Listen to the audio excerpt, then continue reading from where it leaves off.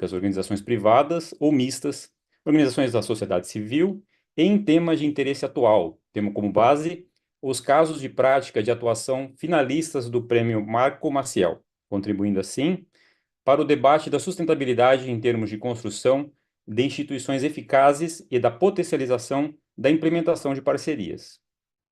O evento de hoje apresentará o tema Senado Sustentável, Governança, Inclusão e Impacto Social.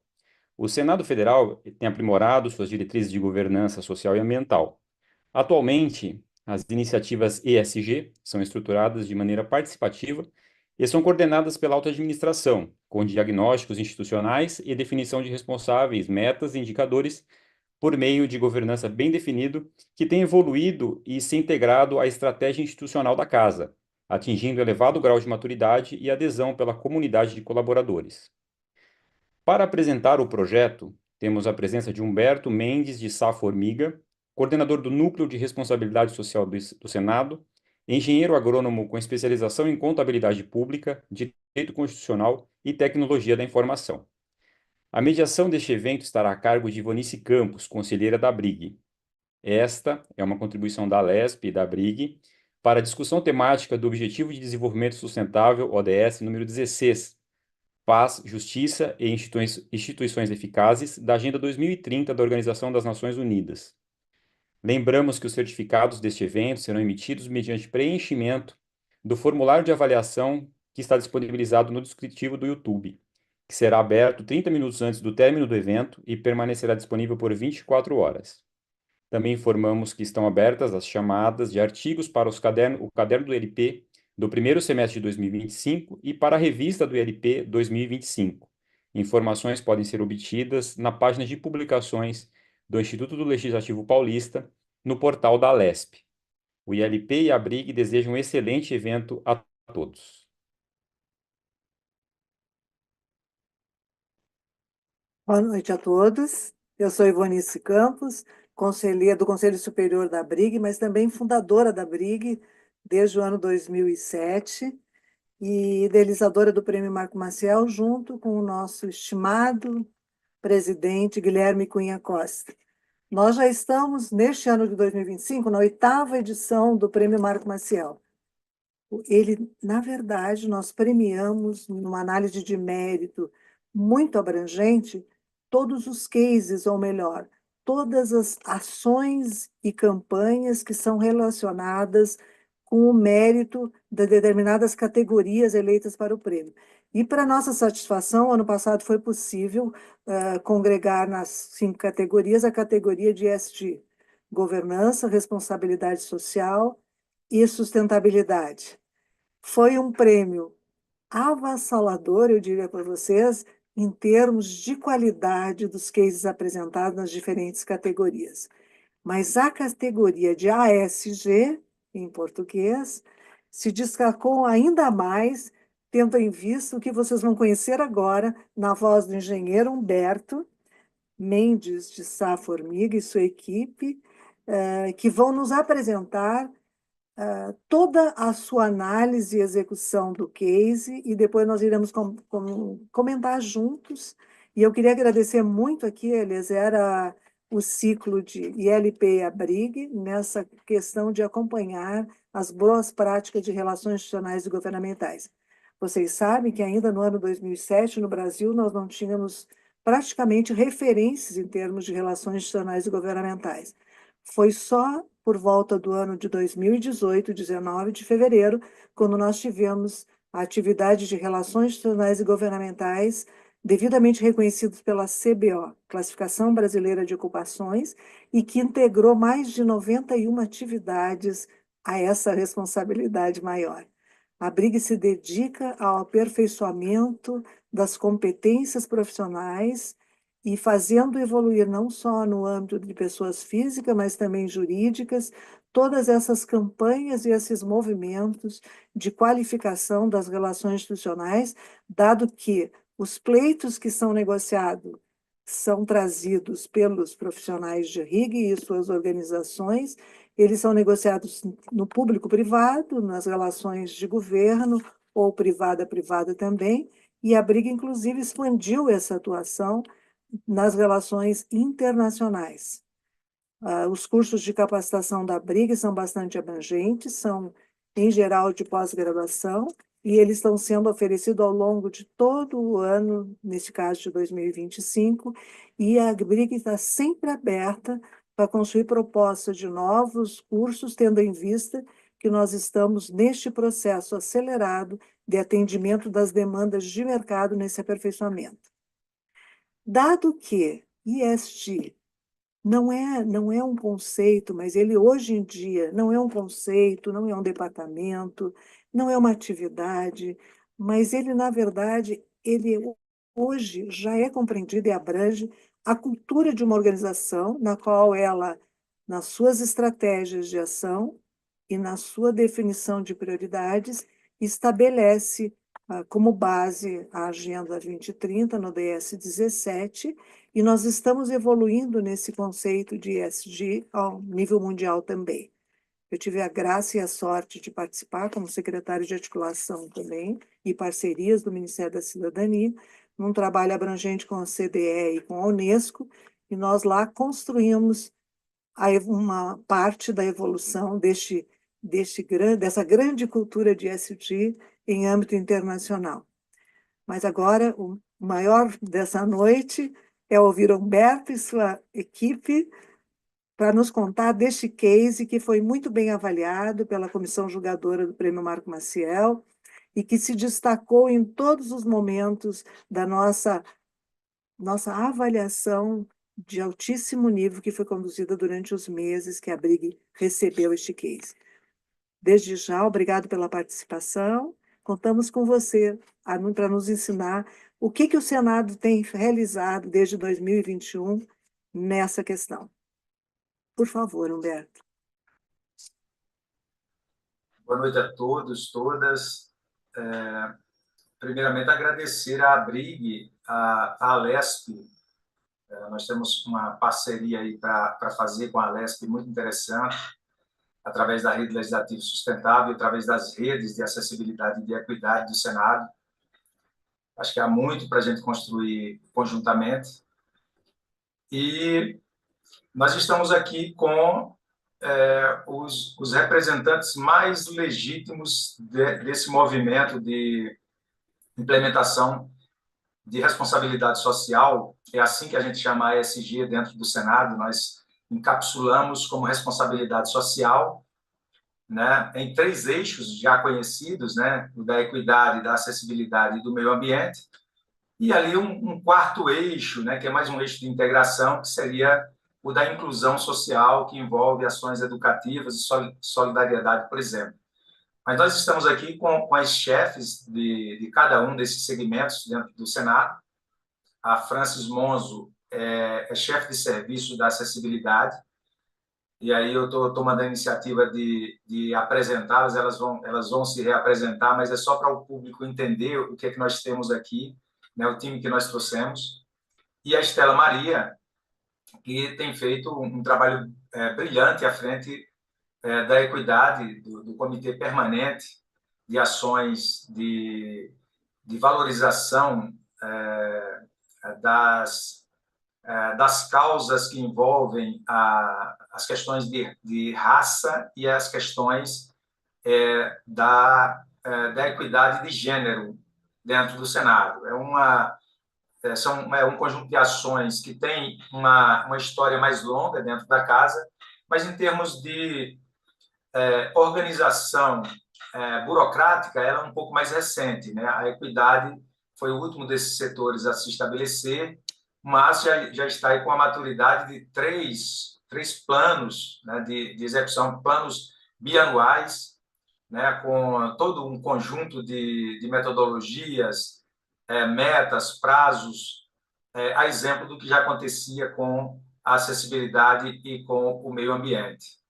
Então, eu inicio dizendo da satisfação imensa, né? Eu comentava aqui nos bastidores como foi, né, a nossa aflição para acompanhar esse trabalho exemplar que a ABRIG conduziu na premiação da 7ª edição do Prêmio Marco Maciel, nessa categoria de ASG, que nós tivemos a honra, né? A honra, a sorte, eu não sei como chamaria assim, mas de termos o reconhecimento, né? E a partir da concessão do prêmio, é interessante de ver como aumentou a visibilidade dessas ações para outras instituições, né? O Senado passou a ser demandado muito, muito fortemente, né?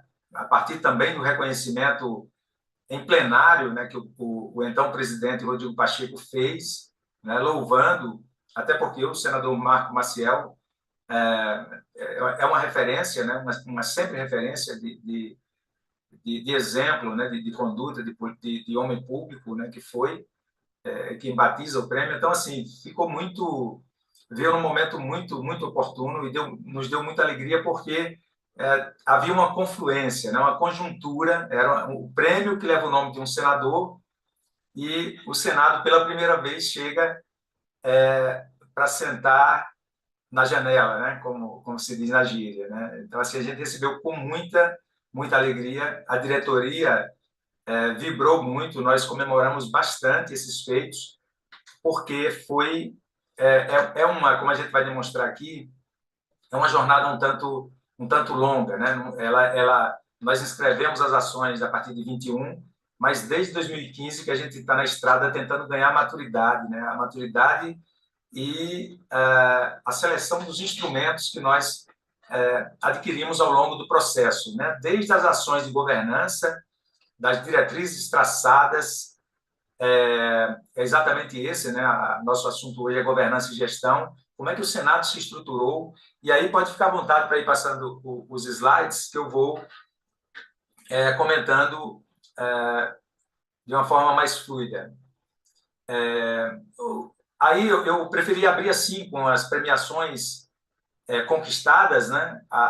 Esse prêmio, o prêmio concedido pela ABRIG, foi uma das coroações, né, desse trabalho que culminou aí em 2024, mas nós tivemos também premiações na área de equidade, premiações na área de acessibilidade, né, porque o Senado traz uma perspectiva, e aí pode ir passando, tem um pouco mais de slides aí.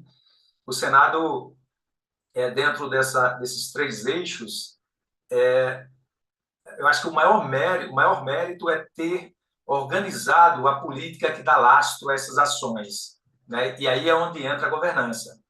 A governança, ela faz o planejamento, é uma interpretação política do arcabouço que nós temos, né? Normalmente, esse movimento começa espontaneamente dentro das instituições, a partir de voluntarismo, a partir de um voluntariado, dos próprios servidores, dos colaboradores. Isso vai se depurando, vai se estruturando através desses sentimentos e da interpretação desses valores que advêm do arcabouço legal que nós temos.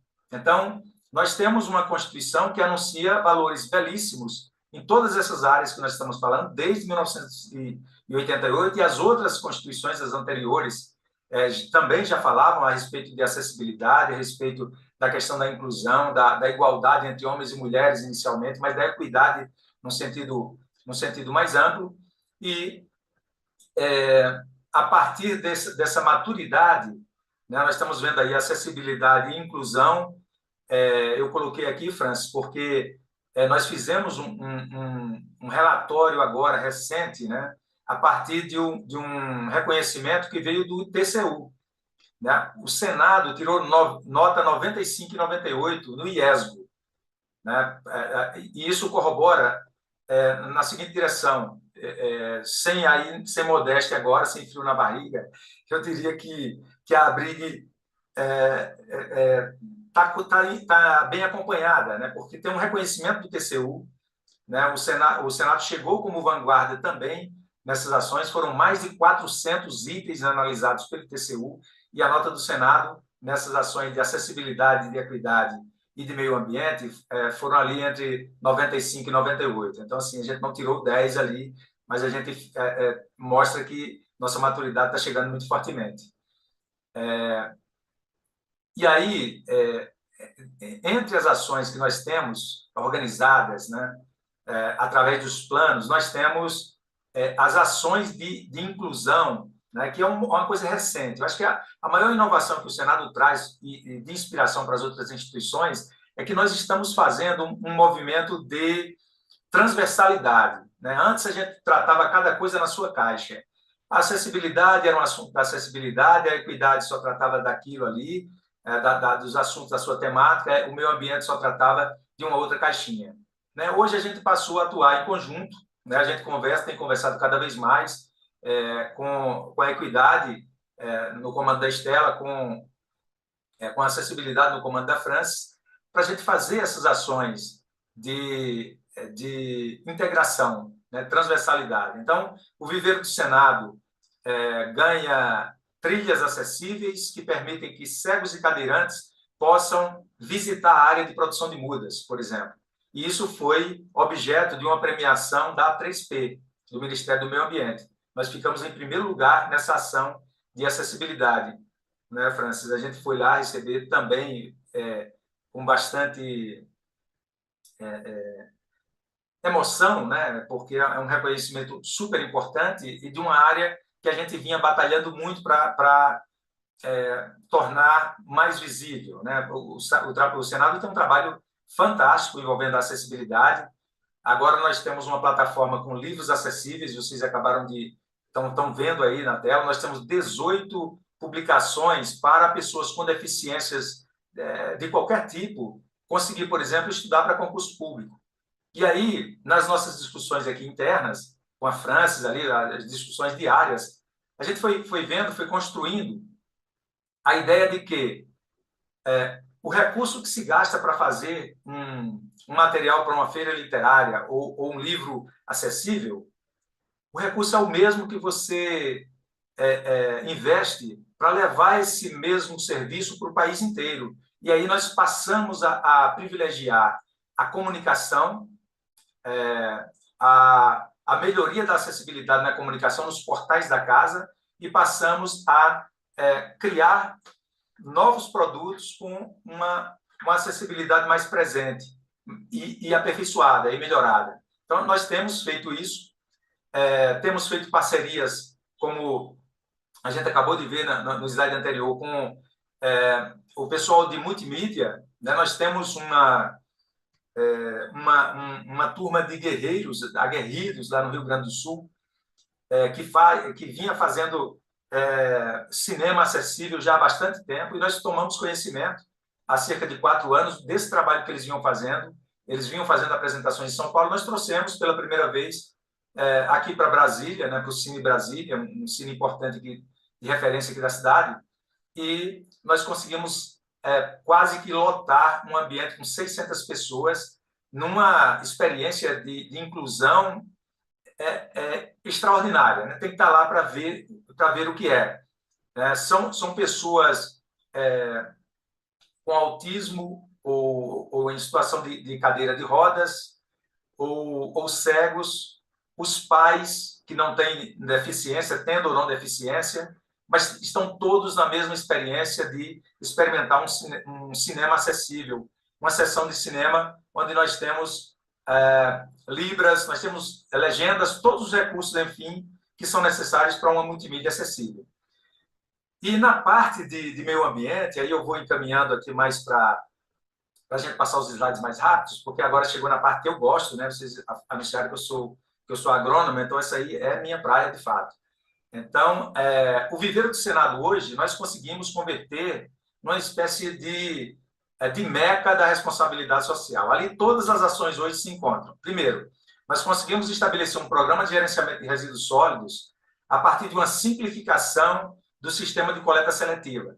Fazia 20 anos que a gente vinha batalhando, vinha tentando, testamos N modelos e as coisas não estavam funcionando. Foi quando chegamos em 2023, resolvemos fazer uma mudança, estabelecemos essas metas que vocês estão vendo aí e aproveitamos a retomada do processo pós-pandemia para estabelecermos números que são muito positivos, né? Em termos dos objetivos de expandir a coleta seletiva a um volume máximo, né? As 4 frações de metal, de plástico, de papel, e e a fração orgânica, né? Que nós, hoje no Senado, nós temos o orgulho, pela primeira vez nós conseguimos que todo o resíduo orgânico da casa, produzido em suas atividades, por exemplo, cascas de frutas consumidas ali nas copas, restos de restaurante, restos de comida dos restaurantes,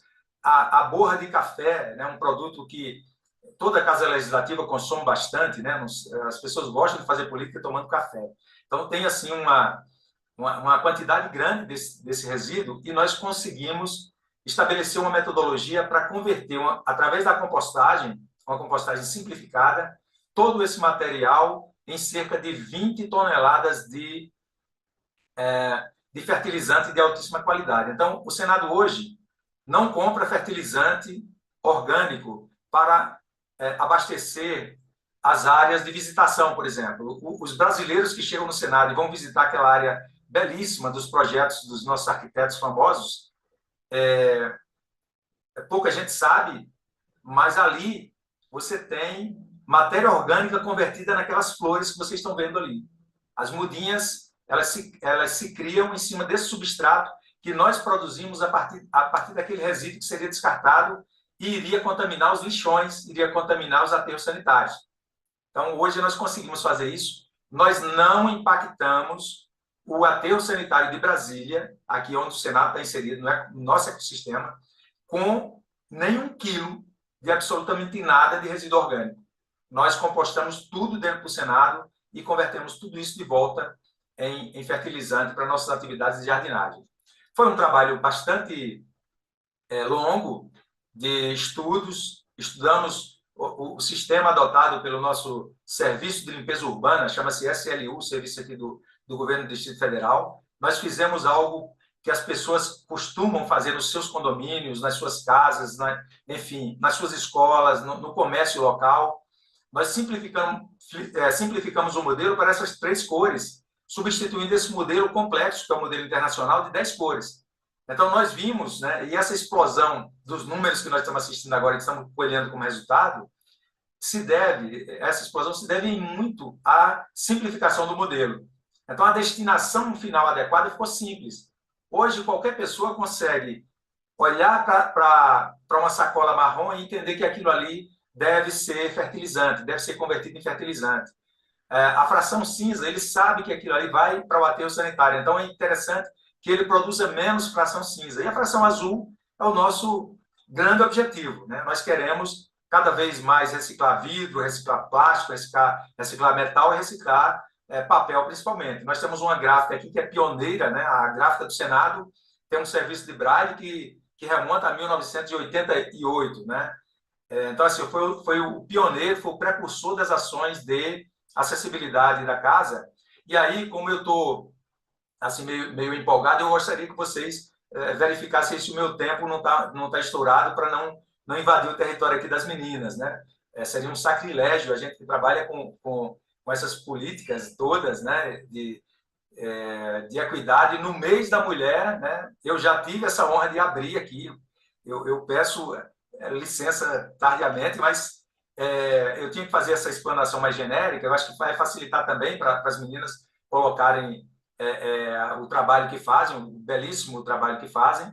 E aí nós continuamos vendo nessas imagens como o viveiro do Senado se transforma nessa meca, né? Nós temos hoje 18 serviços ambientais mapeados do viveiro. Vai desde produção de mudas, nós temos o Jardim Africano, e eu falo dessa integração, né, com a equidade. Nós estamos fazendo pesquisas sobre as plantas que, lá no início, né, na fase da colonização, acompanhavam a questão do negro, da história do negro no Brasil. Nós estamos trazendo isso para resgatar e preservar como memória. Nós temos o Jardim dos Povos Originários, pela mesma razão, né, para a gente saber de onde nós viemos nessa confluência, né, de tantas etnias. É importante a gente preservar essa memória. E nós temos a geração de energia fotovoltaica, nós temos o viveiro como esse espaço de diálogo, de convivência. Essa aí é a senadora Leila, quando era nessa foto, né, quando ela era presidente da Comissão de Meio Ambiente. Pela primeira vez na história do parlamento, nós conseguimos lançar um plano administrativo dentro de uma comissão legislativa. E a senadora Leila teve o entusiasmo, né? Quando ela conheceu o trabalho, ela comprou a causa, né? E fez questão de fazer esse lançamento pioneiro, então precursora, a senadora nesse sentido, a senadora aqui do GDF, né? do Distrito Federal, e tem tudo isso aí, né? Um trabalho que foi feito, nós treinamos aí, nós temos pessoas de serviços gerais, treinamos 350 pessoas de serviços gerais, as pessoas que trocam as lixeiras da casa, e pela primeira vez nós trouxemos para um diálogo aberto. Nós queríamos saber por que a coleta seletiva não funcionava na casa, né? E, em parte, o mérito é dessas pessoas que nós trouxemos e ouvimos durante pelo menos 3 meses de reuniões permanentes com as pessoas de serviços gerais. Nós temos ainda que lembrar que esses avanços, né, das práticas de governança e gestão, elas têm um compromisso administrativo muito grande. Então, assim, não adianta você ter preconceito em qualquer instituição pública e dizer, eu não gosto de cúpula, eu não gosto de cúpula administrativa. Se você não gosta de cúpula administrativa, dificilmente vai acontecer um milagre na tua instituição. Por quê? O primeiro passo é que a cúpula administrativa cumpre as diretrizes, ou passe as diretrizes. A gestão só vai, e eu sou gestor, a Estela é gestora, a Francis é gestora, a gestora só vai cair em campo com confiança se ela tiver um respaldo da alta administração, se ela perceber que a alta administração está comprometida com essas ações, com esses produtos, né? A gente faz todas essas ações com respaldo claro, né? E aí sempre com essa preocupação de trazer a responsabilidade social de uma forma mais transparente para a sociedade, né?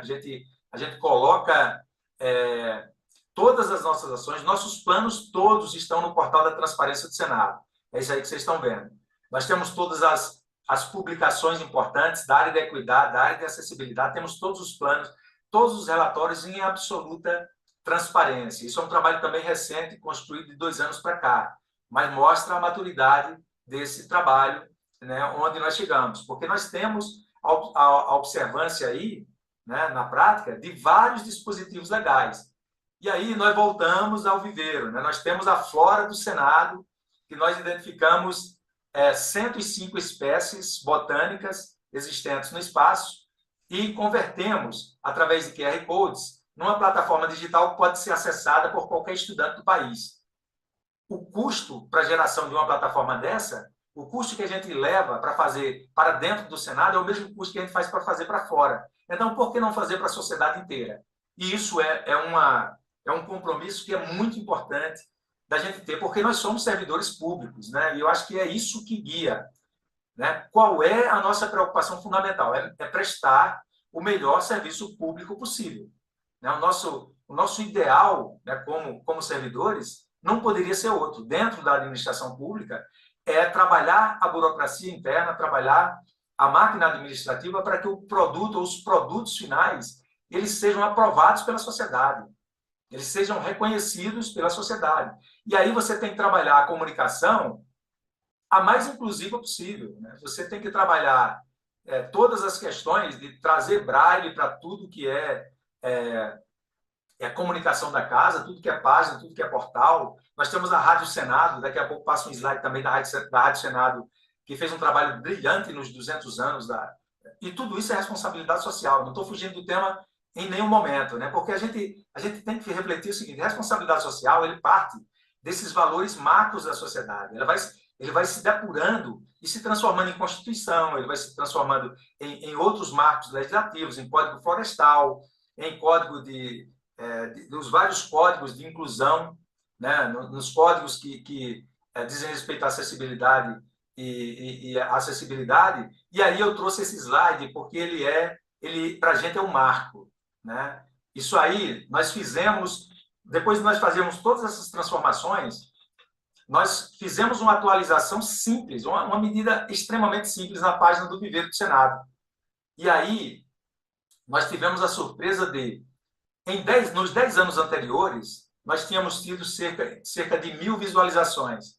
A partir da atualização, aí está a comunicação para a cidadania, que é uma responsabilidade social, mas falando da experiência da atualização e da preocupação com a comunicação simplificada, aberta, direta com o público. As pessoas passaram a procurar o Viveiro do Senado, a partir dessas ações, e das repercussões de prêmios, de ações, de engajamento institucional, nessa magnitude. Nós passamos a ter em um mês o que nós tínhamos em 10 anos. A procura que nós tivemos em 10 anos, nós passamos a ter em um mês, em relação às ações que são feitas, né? Que elas não pararam e nem podem parar, porque agora, como eu falei, o viveiro é a Meca. O programa de gerenciamento está lá dentro, a produção de mudas está lá dentro, a jardinagem toda do Senado está lá dentro, a manutenção dos espaços arquitetônicos, toda parte ali do viveiro, nós conseguimos estruturar dessa maneira. Então, tem uma vertente, né? É um processo bem complexo, é muito difícil você resumir isso em uma hora e pouco, né? É um processo mais amplo, mas eu estou passando aqui algumas pinceladas do que acontece. No dia a dia é sempre a correria, é sempre muita pendência, como a gente chama follow-up, né? Você abre um processo e tem que ficar acompanhando e tal até fazer o fechamento. É batalha da Estela, é batalha da França, é batalha do Humberto, aí o tempo inteiro a gente está ali à frente e trazendo nossas equipes com todo o respeito e procurando manter o nível suportável, né? Você não pode também aqui estabelecer uma carga de metas e trabalho ali que seja irreal, que seja impossível de cumprir, né? Na parte da automação das compras, né, nós temos amadurecido bastante essa discussão, esse debate, né? E a gente vê que muita coisa passa pelas compras, né? Os critérios de sustentabilidade, os critérios de equidade, a Estela vai falar da cota 2%, né, que acabou ganhando uma magnitude tão grande, tudo passa por compras, né? O governo brasileiro ele movimenta muitos bilhões em compras, né? E se a gente leva esses critérios de respeito ao meio ambiente, de respeito à equidade, né, à inclusão e à acessibilidade para as compras que o governo faz, isso tem um efeito multiplicador em toda a sociedade, principalmente pelo efeito indutor que uma casa como o Senado, do tamanho do Senado, né, o Senado Federal tem como referência para toda a sociedade, para toda a administração pública. Então, nós temos aí responsabilidade social, programa Jovem Senador. São centenas de milhares de jovens que participam desse programa há décadas, né? Um programa magnífico, esplendoroso. E eu tenho só talvez eu consiga fazer um fechamento aqui para abrir para as meninas aí, que eu já estou invadindo território aí. Mas é o seguinte, o jovem senador, na pandemia, né, no primeiro ano da pandemia, ele chegou a ser ameaçado, né, porque era aquela loucura, né, todo mundo de máscara, recluso, em casa, não podia ter encontro presencial.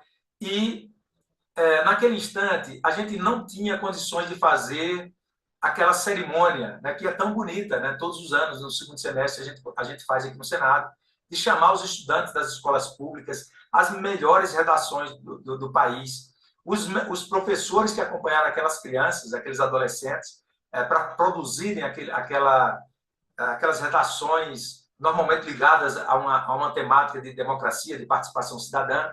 E no ano de 2020 a gente não conseguia realizar o programa presencialmente. O que nós fizemos, né? Os organizadores do Jovem Senador foram ao viveiro do Senado, a Meca, nossa Meca de tudo, né? Foram ao viveiro do Senado, nós fizemos um plantio simbólico extremamente emocionante. Eu me emociono até hoje com a cena. Nós fizemos um plantio simbólico de um ipê roxo, está com 4 metros, quase 5 metros de altura hoje, e aquilo foi gravado, foi enviado para cada uma das escolas, e os estudantes fizeram o plantio simbólico nas suas escolas, né? Também das árvores localizadas em cada um dos biomas, porque o programa cobre o Brasil inteiro, todos os estados, né? E só para ver como essa coisa da responsabilidade social, ela permeia tudo, né? Ela está na educação, ela está no meio ambiente, ela está na inclusão, na acessibilidade, mas ela é muito mais ampla do que a gente consegue. Está na solidariedade, né? Nas ações de ajuda. Rio Grande do Sul, o Senado teve uma participação extraordinária na ajuda nessa catástrofe recente que houve lá no Rio Grande do Sul. Né? São ações da responsabilidade social que vão se integrando, e aí está exatamente a nossa estagiária Bárbara, ela participou do plantio. Esse é o plantio, o momento do plantio da árvore, o IP, uma plantinha, uma mudinha aí jovem, hoje está com 4 metros e pouco lá, florando, belíssimo, uma placa lá, lembrando daquele momento de dificuldade, porque acaba virando memória social, né? A gente não pode passar por um trauma daquele tamanho ou por um processo daquele tamanho e simplesmente fazer de conta que não houve, porque a gente tem as consequências daquilo até hoje. Então, a gente tem que transformar também, né, através de ações de qualidade de vida, aquelas memórias em algo positivo para casa. Então, nós estamos chegando na... Se eu puder ampliar, eu não sei se a Estela vai ter a facilidade de acompanhar, Estela. Você está com o horário apertado aí, né? A agenda super atribulada. Vê se você consegue, Estela, ver. Eu consigo acompanhar aqui, Humberto. Consegue, né? Tem mais 2 slides seus, acho que. Tá. Eu só gostaria, então, de encaminhar para o final e depois a gente pode voltar para esse slide. Eu só gostaria de ir para o último slide, fazer um fechamento com uma coisa que é fundamental desse processo todo, né? A gente não estaria falando de responsabilidade social, de tantas outras coisas bonitas, se não fosse por esse último slide. Se puder recuperar o último slide da apresentação, que é exatamente isso aí. Isso aí. Olha o que é isso, né? Olha o significado que tem isso. 2015 para 2022, 2023. É uma pesquisa anual que é feita aqui no Senado, envolvendo todos os servidores, colaboradores da casa. E a insatisfação com o trabalho, ela vai caindo paulatinamente, ano a ano. E, por outro lado, a satisfação, ela vai atingir um estágio aí de quase 90% de satisfação. Né? Qual é o governante que não gostaria de... Não tem no Brasil. Você não vai ter ninguém no Brasil dizendo assim, olha, eu tenho 90% de aprovação. Né? Isso aí quase ninguém vê, quase ninguém olha e tal. Mas isso aí, para mim, é a coisa mais importante que pode existir. Porque não é uma coisa agora recente, não é do ano passado, não é do ano anterior, não é, por exemplo, da minha gestão, porque isso é anterior à minha gestão. É anterior à gestão da França, é anterior à gestão da Estela, mas é um processo de governança e diretrizes estabelecidas na casa, e nós temos a felicidade, nós três aqui temos a felicidade de estar tocando esse processo na linha de frente. Mas eu acho que os números principais são esses, uma aprovação dos colaboradores internos, aí você pode dizer, mas é muito bom trabalhar no Senado. Mas nem sempre foi assim. As pessoas trabalhavam no Senado antigamente e continuavam dizendo que não estavam satisfeitas. Então, esse lado humano, né, esse lado que a pessoa olha e diz assim, eu me identifico com o Senado, eu me identifico com o ambiente onde eu trabalho. Isso é fundamental. E isso, para mim, é o que coroa a responsabilidade social. É o ser humano que está fazendo o que gosta, reconhecendo, tendo a maturidade de fazer esse acompanhamento, esse reconhecimento. E aí eu vou deixar para as meninas fazerem aí todas as observações. Como eu falei, é um desafio gigante, né? Fazer em tão pouco espaço de tempo. Mas, meninas, Estela, começando pela Estela, pela questão da agenda, é com você. Obrigada, Humberto. Boa noite a todas as pessoas que nos acompanham hoje também. Então, sou Estela Maria Vaz, né? Como falamos, sou uma mulher negra de pele parda, tenho cabelo crespo, curto, castanho, e hoje eu estou vestindo uma blusa vermelha e um blazer preto. E hoje coordeno também o nosso Comitê de Gênero e Raça aqui do Senado, encurtando o nome, falando aqui talvez um nome menor, mas a gente pode seguir até os slides que estavam passando antes, só parando em cada um, mas eu vou falar um pouquinho, né, da importância de a gente estar aqui hoje. Acho que é um momento muito feliz. Exatamente hoje, dia 13 de março, nós comemoramos 10 anos da criação do Comitê de Gênero e Raça, então a gente está vivendo um momento festivo, um momento de celebração, não apenas do Março Mulheres, onde a gente tem uma agenda muito ampla, mas também de comemoração desses 10 anos do Comitê de Gênero e Raça. Pode passar 2 slides, que aí tem o slide da equidade. Então, nós temos um trabalho, como o Humberto bem falou, bastante antigo, né, nesse slide, a gente pode ficar nele. Bastante antigo, desde 2011 a gente tem formalmente as ações de equidade aqui na casa, quando o Senado pode aderir ao programa Por Equidade do governo federal. Então, é um programa que tinha uma série de requisitos a serem cumpridos. O Senado, a partir de 2011, pode aderir, né? Porque antes era apenas para alguns tipos de empresas públicas. E, a partir dessa adesão, o Senado já foi premiado 3 vezes também pelo seu compromisso com a equidade.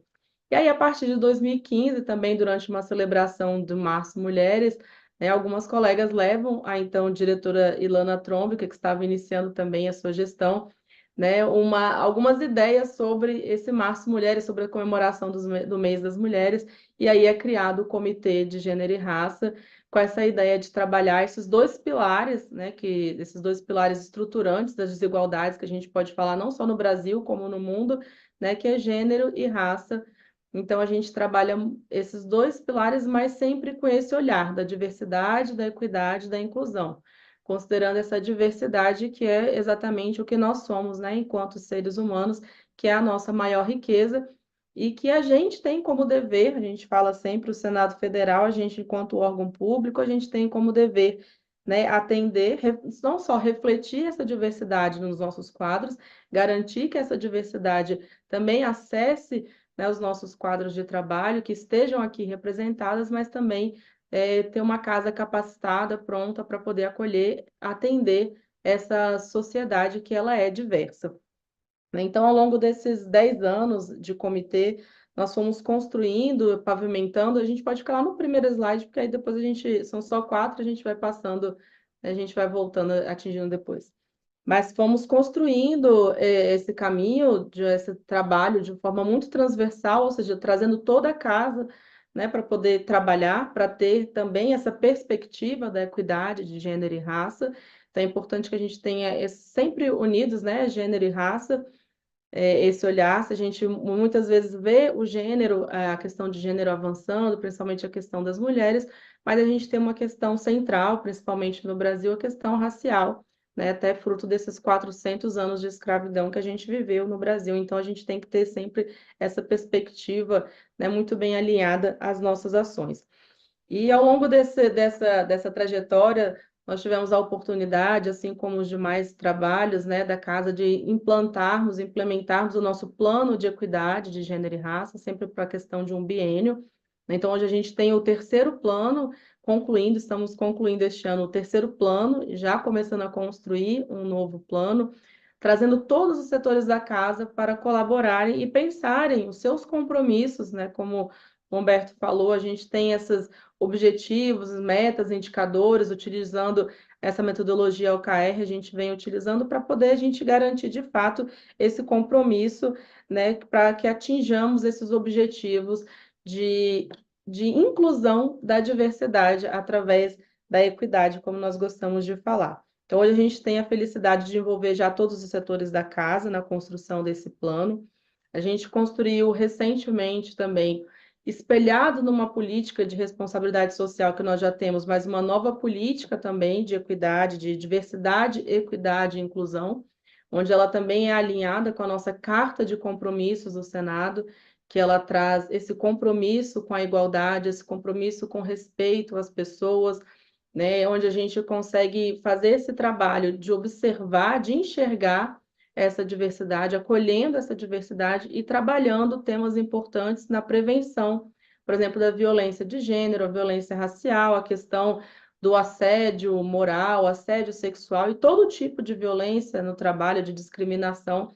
Então, a gente tem uma campanha permanente também de educação com relação a esses temas.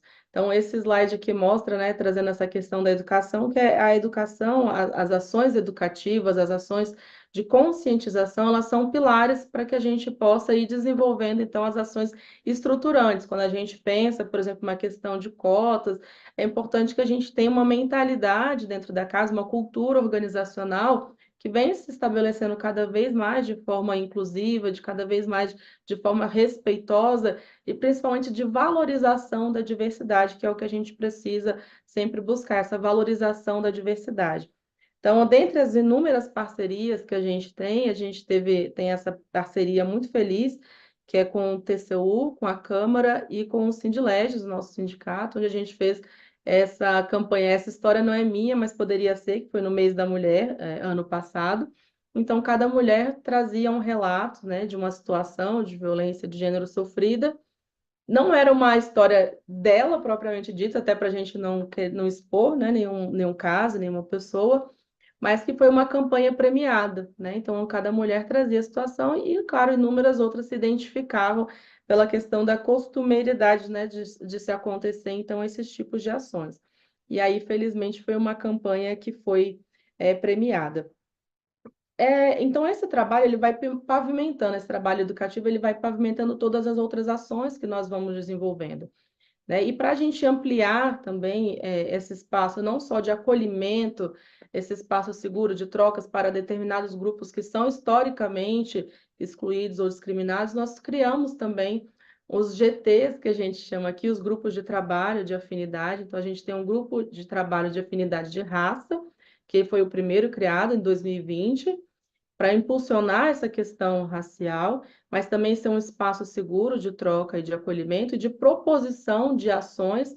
Então, para casa, através do comitê, através da escuta desse grupo, nós vamos propondo ações educativas, ações estruturais também, como, por exemplo, a criação de um curso de liderança para mulheres negras específicas. Nós temos 2 cursos, então, um de mentoria para mulheres, que aí são mulheres em posições já de liderança, em cargos, né, de liderança, que realizam esse curso.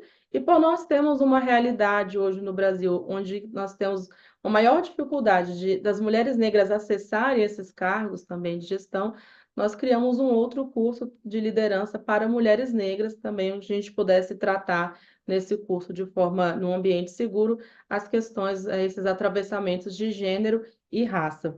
Tá? Então, esse grupo o GT de raça, como a gente chama, também ele cria inúmeros outros projetos, como, por exemplo, o projeto Racismo em Pauta, onde a gente vem trazendo artigos, vem trazendo campanhas educativas de termos racistas para a gente evitar de usar.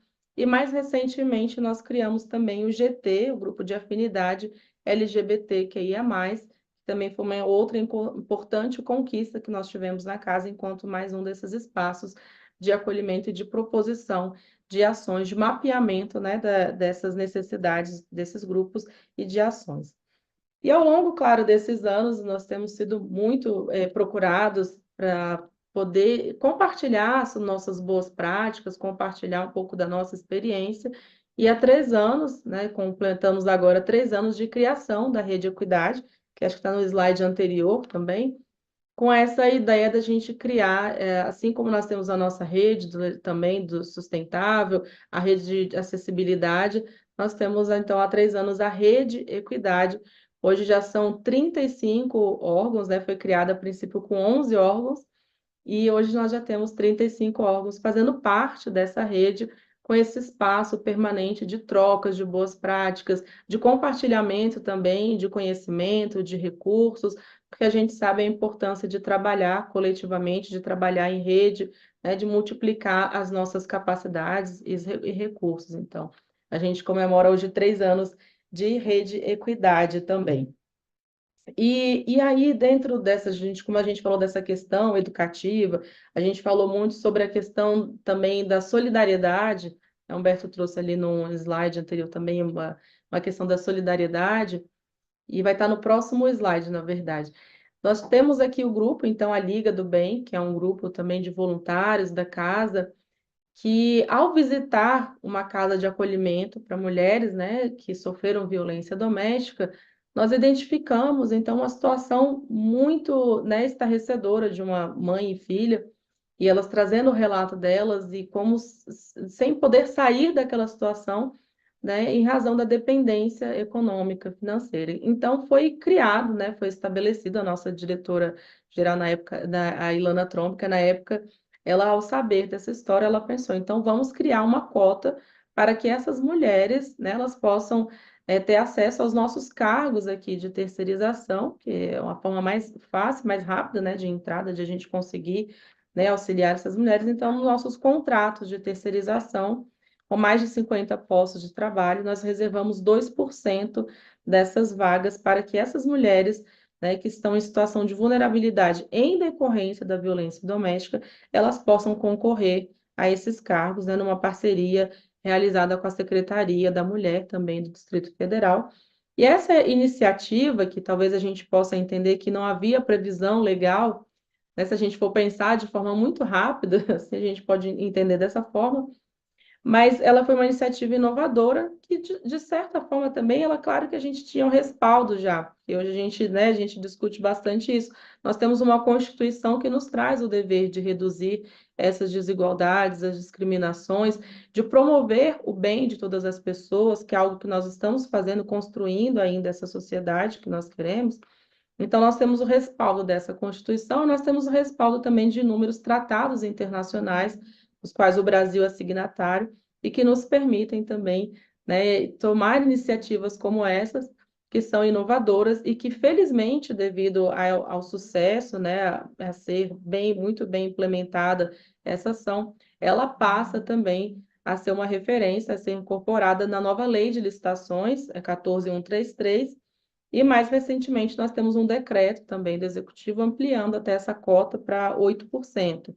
Então, aqui com essa iniciativa do Senado, em 2016, uma iniciativa bem pioneira, outros órgãos vão aderindo à cota e hoje a gente vê também ela refletida na nossa legislação, né? Então, é importante quando a gente tem esse debate, essa discussão, esse letramento de gênero, de raça, nós vamos pensando nessas soluções, mas nessa solução com esse olhar já capacitado, né, próprio para poder entender as especificidades naturais que se pedem em cada um desses casos, dessas situações de vulnerabilidade.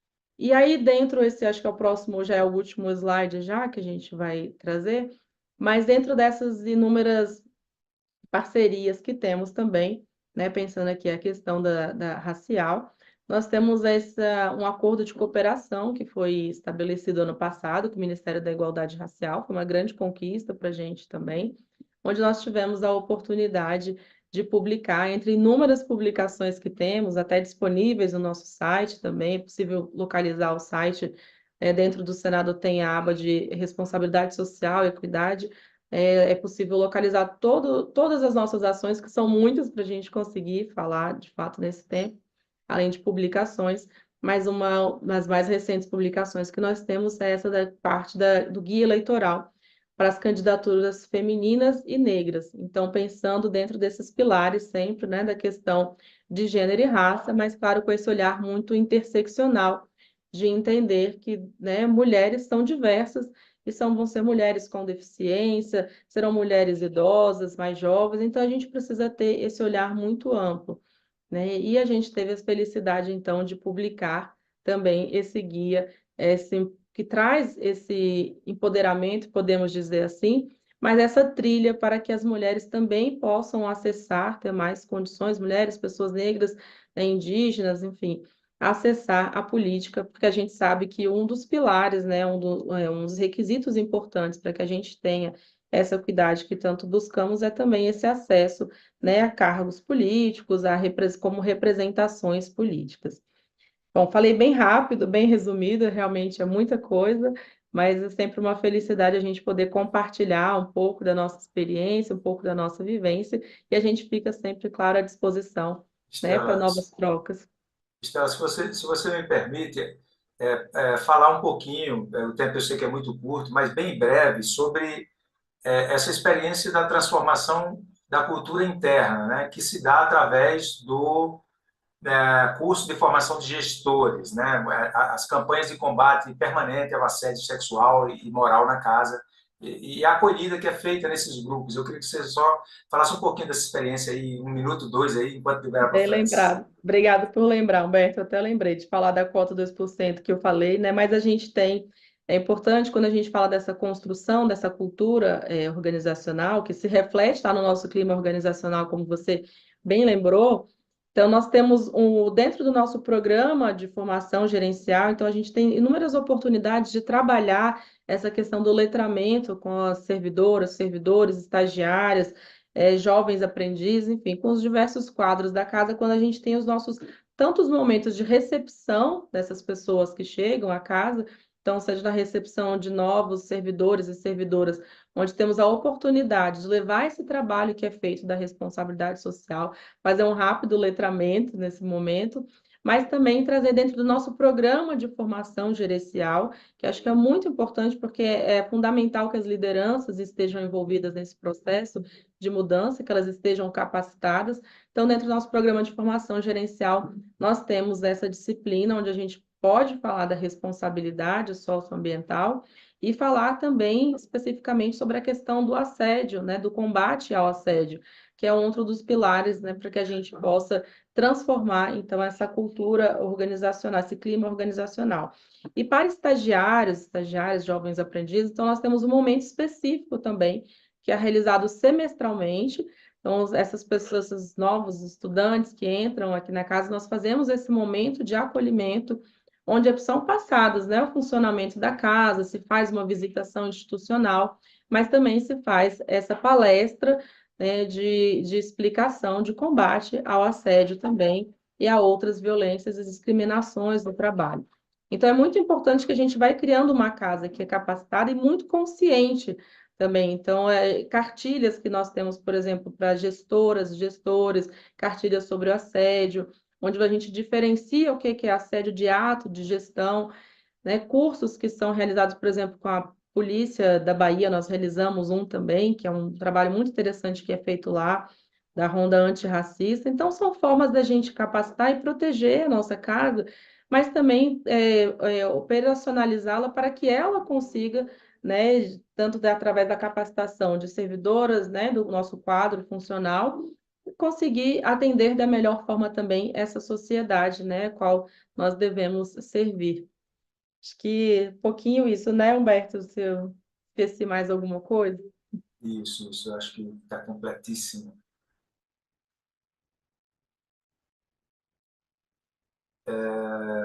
Vitor, você quer que eu comente a pergunta do Éder, já de imediato, antes de passar para a França? É coisa muito rápida. É sobre... o Éder pergunta: parabéns pelas ações desenvolvidas. Quanto ao projeto de separação de resíduos, como atingiram uma adesão dos colaboradores internos para o sucesso do projeto? Como foi feita essa conscientização? É super interessante. Esse aqui daria um case de um dia, né? Para a gente falar, mas eu vou tentar resumir um minuto. Na verdade, as campanhas de conscientização, elas sempre aconteceram no Senado, ao longo de todos os modelos anteriores que a gente havia adotado.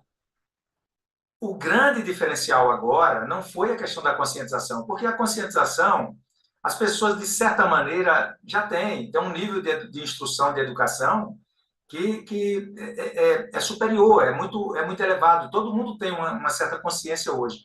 O problema que nós identificamos é que a infraestrutura existente não ajudava a consciência a produzir melhores resultados. E aí foi quando nós resolvemos a simplificação, instalar a infraestrutura inteira da casa. E aí eu vou dar só um número aqui, porque é impressionante. Nós pegamos 3.300 lixeiras do Senado inteiro, desde da lixeira que vai para o gabinete do senador, a lixeira que fica na copa do plenário, enfim, por toda a casa, até a lixeira que fica disponível para o visitante, né? São 190 mil visitantes que nós temos por ano aqui no Senado. Nós trocamos todo esse material de uma forma bastante suave, sem despertar resistência, né? Porque nós fomos conversando com os grupos interessados de que o que nós estávamos fazendo, né, tinha um propósito muito, muito grande, que era, naquele momento, de estender o ciclo de vida daquele produto lixeira, porque ele estava no final da vida, a gente ia ter que descartar aquilo em algum aterro sanitário, ou então mandar para reciclagem, e o que nós fizemos foi, através de tinta, né, que os contratos previam, nós compramos a tinta, fizemos a pintura delas pelos próprios grupos e serviços, pintamos todas as lixeiras e trocamos todo o padrão. Alguns servidores da casa ainda nem perceberam que houve a mudança, alguns mais desatentos. Por quê? Porque a campanha de conscientização vai começar agora, no próximo mês, e vai ter um cume aí no mês de junho, o mês reservado aí à sustentabilidade ambiental, ao meio ambiente. Então, assim, o melhor ainda vai acontecer, mas a parte árdua do trabalho, que foi esse trabalho de campo, de transformar a infraestrutura através de um modelo, de um desenho que tinha o consenso das pessoas que estavam envolvidas e que aquilo era o melhor caminho, eu acho que isso aí foi determinante. E aí eu seguiria para Francis? Pode ir seguindo. Pode ir seguindo, por favor, Francis. Bom, boa noite. Meu nome é Francis Monza, eu sou atual chefe do Serviço de Ações de Acessibilidade do Senado. Sou uma mulher branca, de cabelos castanhos claros, curtos e ondulados. E aí eu vou pedir também para colocar a apresentação do trabalho que a gente tem feito com acessibilidade no Senado ao longo já de muitos anos, né? Primeiro dizer que nós trabalhamos com o conceito que está na Lei Brasileira de Inclusão da Pessoa com Deficiência, que é espelho da Convenção Internacional dos Direitos da Pessoa com Deficiência, e é bastante conhecido já, né, para quem trabalha com o tema, e o nosso foco, o foco do Senado, o foco das instituições públicas, ele deve ser nas barreiras, né, nas barreiras que estão aí colocadas para as pessoas com deficiência no cotidiano. É, e dentro das ações do Senado, você pode passar, por favor? Nós temos, pode passar para o próximo ali. Nós temos a atuação nós temos a criação do primeiro programa de acessibilidade e valorização da pessoa com deficiência em 2005.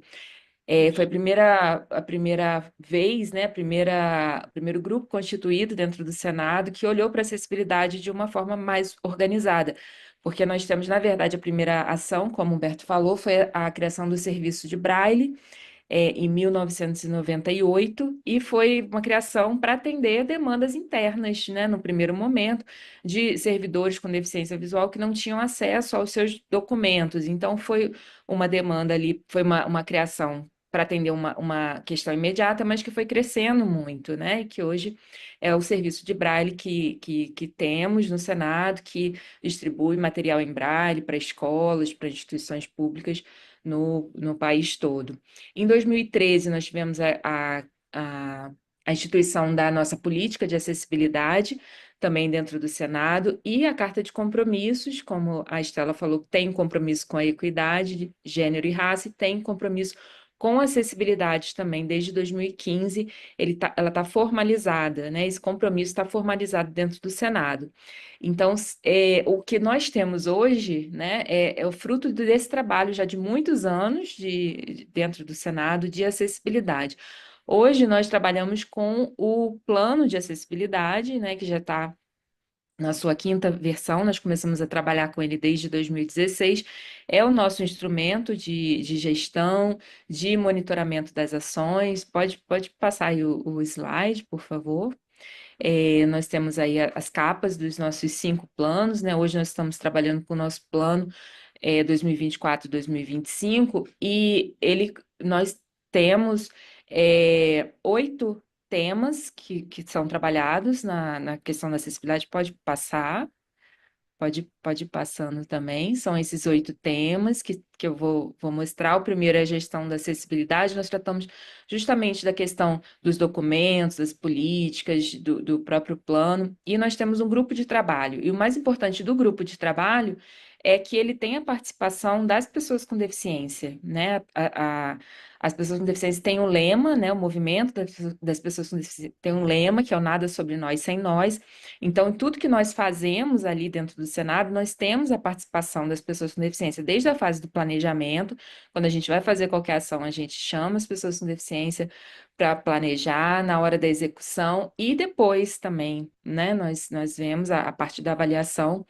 Eles estão sempre envolvidos. Nós temos ações de educação para acessibilidade, então cursos diversos, eventos culturais, sensibilizações, capacitações, treinamentos de como as pessoas se relacionam com pessoas com deficiência, como que a equipe de atendimento deve atender as pessoas com deficiência que chegam ao Senado nas diversas áreas. Então, a gente tem treinamento com a equipe de recepcionistas, de vigilantes, com os policiais, com todo o corpo funcional do Senado. Pode passar. Nós temos cartilhas também, que nós utilizamos lá dentro, de atendimento a pessoas com TEA, de descrição de imagens, né? É importante que tudo esteja descrito. Pode passar. Nós temos o Festival de Cinema Acessível, Kids, né? Que o Humberto já colocou, que é feito por uma organização do Rio Grande do Sul, que traz filmes com legenda, com audiodescrição, e que nós fazemos exibição para alunos de escolas públicas. E também para colaboradores nossos, que muitas vezes nunca assistiram, né, um filme, ou então já viram esse filme muitas vezes, mas nunca tinham entendido porque não tinha audiodescrição. E nós fazemos anualmente a Semana de Valorização da Pessoa com Deficiência. Nós tivemos ano passado, em dezembro, a 18ª semana, então já são 18 anos de atividades, de ações voltadas para a sensibilização do corpo funcional do Senado e também para o público externo, né? São várias ações que são abertas também para o público externo. Pode passar. Aí nós temos o eixo também de gestão de pessoas com deficiência, em que nós temos estagiários e jovens aprendizes com deficiência, temos ações voltadas para esse público, fazemos todo o mapeamento, nós temos a questão da avaliação biopsicossocial, né, a partir de uma compreensão diferenciada, de acordo com a nova legislação, com a Lei Brasileira de Inclusão, do que é a deficiência, e pode passar, nós temos aí dentro de gestão a gente também tem a contratação específica de pessoas com deficiência, né, para além da cota que existe tanto para as empresas terceirizadas quanto para os servidores, né, do concurso do Senado, nós também temos algumas contratações, por exemplo, temos a contratação de pessoas com deficiência intelectual para fazer a higienização de livros da Biblioteca do Senado. E aí, estou mostrando já a infraestrutura física, então nós temos adaptações de banheiros, de vários espaços, nós temos a adequação de calçadas, né? Nós temos um projeto que foi o Caminho Feliz, ele ainda está em andamento, mas a gente já inaugurou um trecho bem grande dele no final do ano passado, é, de recuperação, de construção e recuperação de calçadas dentro do Senado. Então, é importante também para que as pessoas possam se locomover ali no espaço, né, no entorno do Senado, para chegar até o Senado, desde pessoas que utilizam transporte público, desde da parada do ônibus, né, até chegar no seu local de trabalho, a gente tem que pensar nesse percurso também. Pode passar. E aí, a infraestrutura de comunicação para acessibilidade, nós temos contratação de libras, de audiodescrição, de legenda em tempo real. Nós temos o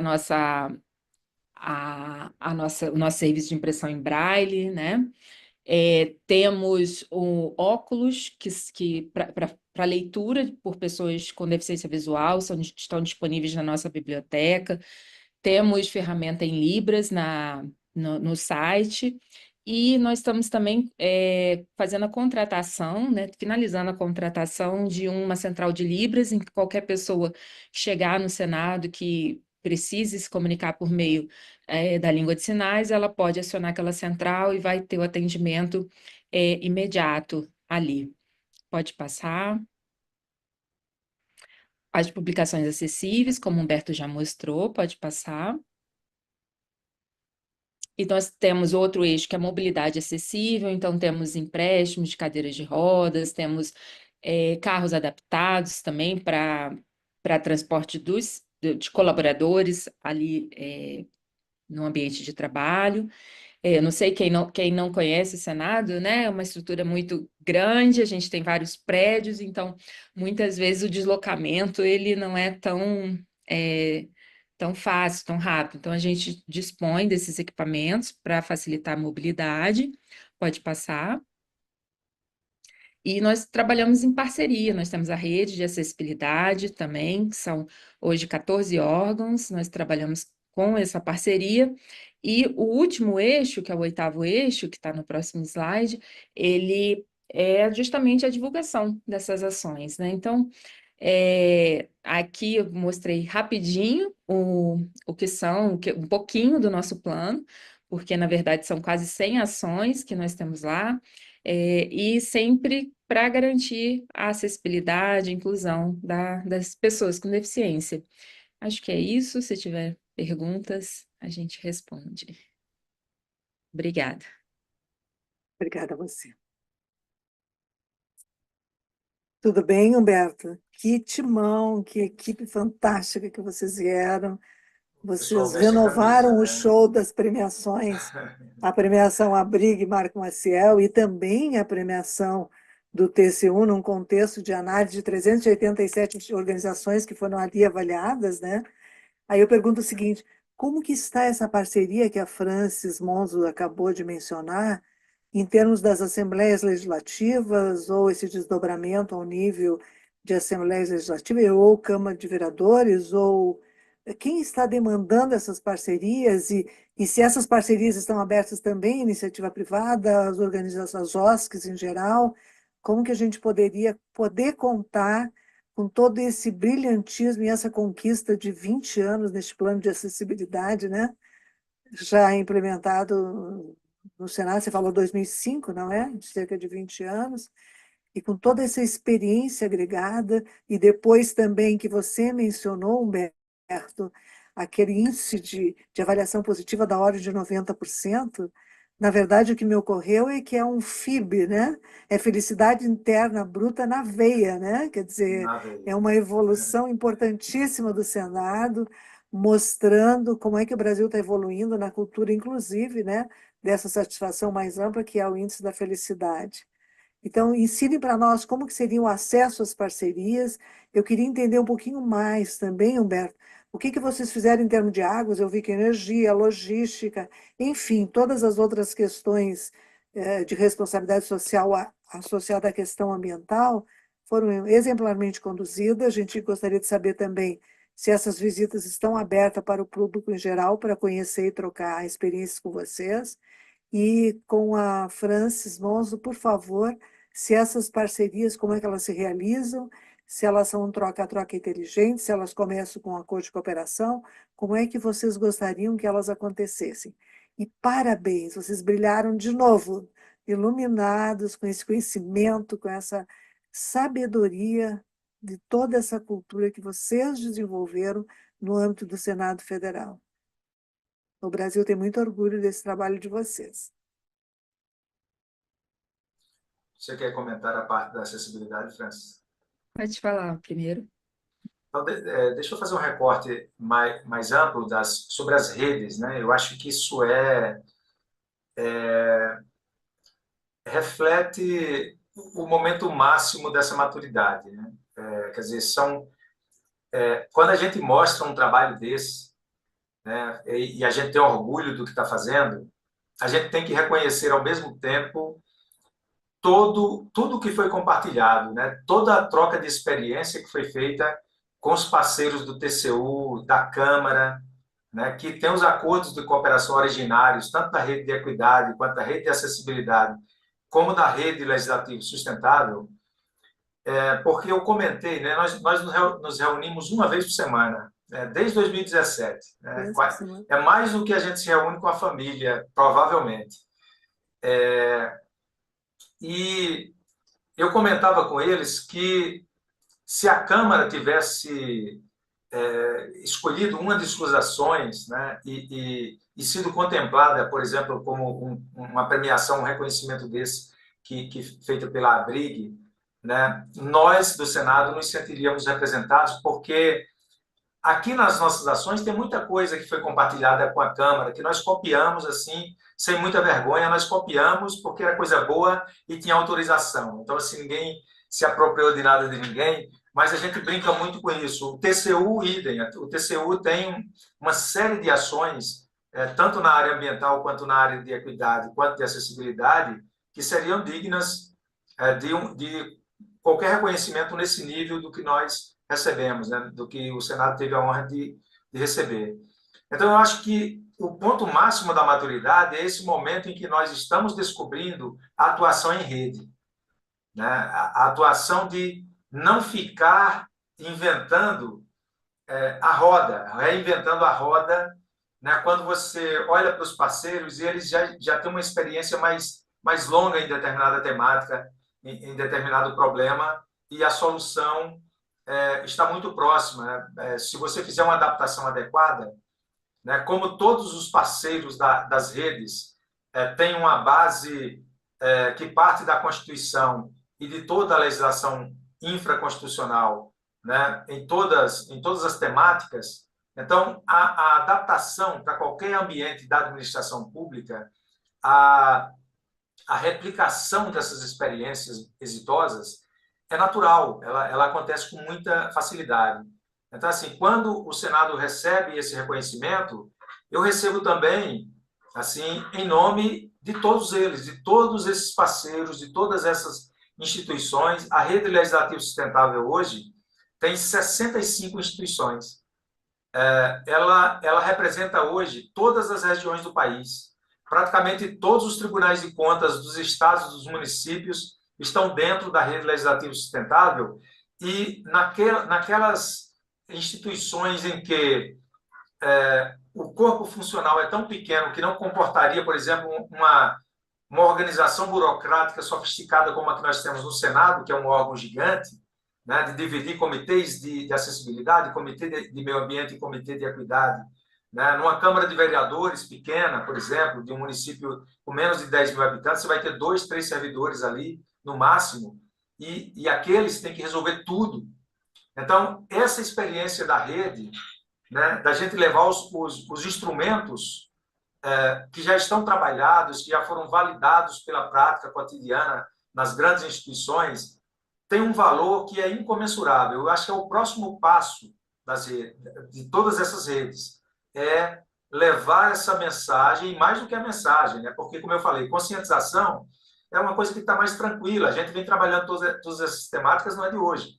Então, assim, mesmo na população, você tem um nível de conhecimento. Eu lembro quando a gente começou a fazer esse trabalho juntamente com as pessoas dos serviços gerais, né? A surpresa que nós tivemos de ver o nível de conscientização que as pessoas que fazem a triagem do resíduo, né, do lixo, o orgulho com que eles fazem aquilo e a consciência, por que eles estão fazendo aquilo, né, impressiona.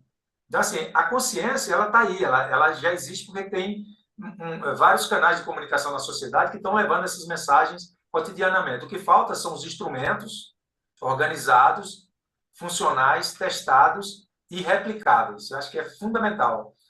E esse trabalho, as redes, eu tenho a esperança de que as redes farão, né, para concluir enfim, todos esses propósitos que nós nos dispusemos a implementar desde que abraçamos todas essas causas eu acho que o melhor dos valores, os melhores dos valores. Complementando aqui sobre a rede de acessibilidade, né? A rede de acessibilidade, ela envolve também outras instituições do judiciário, do executivo agora também. E eu sempre costumo dizer, né, que a gente não faz acessibilidade sozinho, a gente não faz nada disso de responsabilidade social sozinho, e essa troca de experiências, ela foi muito importante para a gente. A rede existe desde 2017, começou a ser criada em 2016, 2017, então já são alguns anos também que a gente trabalha nessa troca, e é o que o Humberto falou, né? A gente não inventar, não ficar quebrando a cabeça para resolver questões que já foram resolvidas, já foram pensadas por outros órgãos, trocar experiência. Então, foi muito importante para o nosso avanço. E está aberta para as instituições aderirem, né, procurando a gente, podem fazer adesão também à rede de acessibilidade. Essas parcerias seria Gov ou a iniciativa privada também pode buscar? A rede de acessibilidade, ela é para instituições públicas. Não, primeiro, os partícipes, né, são instituições públicas, mas a gente pode fazer parcerias com outras instituições na parte de colaboração, né? A gente pode conversar com outros órgãos e trocar experiências, né? A gente está aberto para isso, com certeza. João Vitor, antes de passar para você, eu queria poder agradecer e dizer do mérito e que me sinto honrada de poder ter participado hoje também com vocês e de ter aprendido tanto com vocês por tudo que vocês fazem. E aí, João Vitor, fica um convite para o nosso ciclo ILP Abrigue, que a gente possa fazer uma visita para conhecer esse viveiro, para ganhar este conteúdo de educação ambiental e essa troca de experiências em loco, quando você puder estar conosco aqui, a Ana Ortega também que nos ouve, se tiver interesse de participar. Vocês foram brilhantes, pode ter certeza que os participantes de hoje, que nós estamos agradecidos pela participação, e também aqueles que irão no YouTube procurar a Brigue para aprender junto com vocês, todos vão ficar muito gratificados pelo conhecimento e a disponibilidade e a generosidade de vocês em dispor de toda essa informação para todos nós. João Vitor, com a palavra, eu estou muito agradecida. Muito obrigado. E a LP agradece imensamente à Brigue, aos palestrantes e à mediadora aqui presente. Nossos cumprimentos pelo trabalho implementado no Senado. Agradecemos também o público que nos acompanha e todos aqueles que fizeram com que essa transmissão fosse possível. Não se esqueçam de preencher o certificado, o formulário de avaliação para emissão do certificado. E para ficar por dentro dos nossos eventos, nos sigam no Instagram, no @ilp.sp. Tenham todos uma excelente noite e até mais.